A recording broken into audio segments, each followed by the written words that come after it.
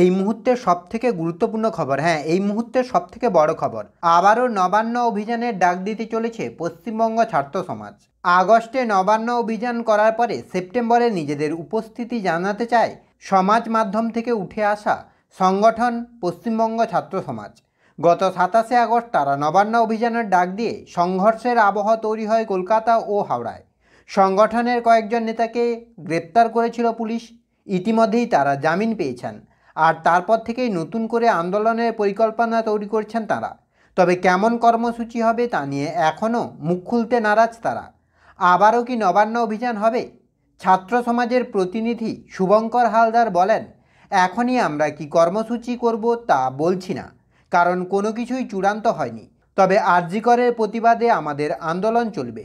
মুখ্যমন্ত্রী পদত্যাগের যে দাবি আমরা তুলেছি, খুব তাড়াতাড়ি কর্মসূচির ঘোষণা হয়ে যাবে বলে দাবি করেন শুভঙ্কর।